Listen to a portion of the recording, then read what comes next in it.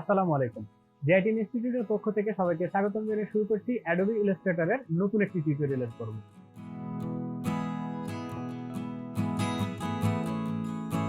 তো আজকের টিউটোরিয়ালে আমরা দেখব কিভাবে একটি নতুন আর্টবোর্ড সেটিংস করতে হয়। তো আর দেরি না করে চলুন শুরু করা যাক।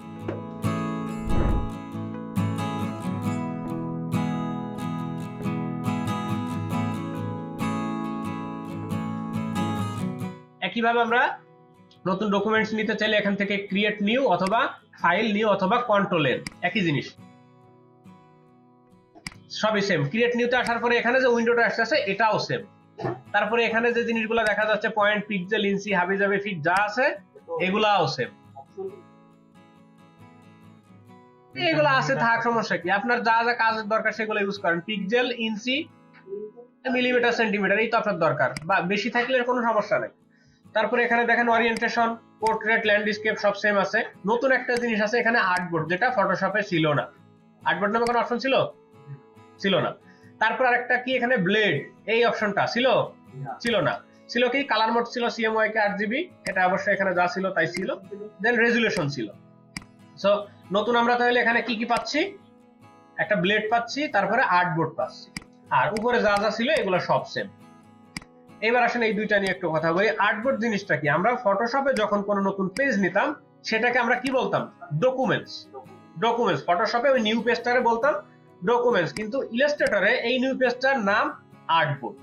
কেন আর্টবোর্ড? কারণ ইলাস্ট্রেটর হচ্ছে ভেক্টর বেস সফটওয়্যার, যেখানে আমরা আঁকাআঁকি করি, বিভিন্ন জিনিসপত্র ঘষাঘষি করি। এটার নাম হচ্ছে আর্ট করা। যে কারণে আর্ট করতে হলে অবশ্যই আর্টবোর্ড লাগবে, সো এটার নাম এরা দিছে আর্টবোর্ড।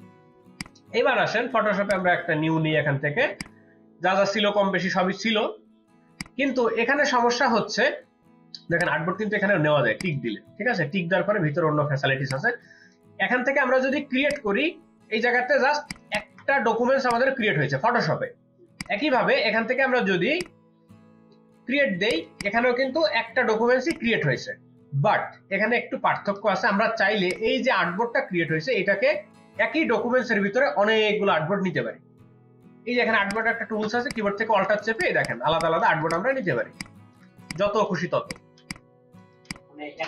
একটা ডকুমেন্টস ফাইল একটা, কিন্তু এর ভিতরে আর্টবোর্ড আছে অনেকগুলো। আমরা এগুলো চাইলে ইলাস্ট্রেটরে যতগুলো খুশি নিতে পারি, কিন্তু ফটোশপে কি সেই সুযোগ আছে?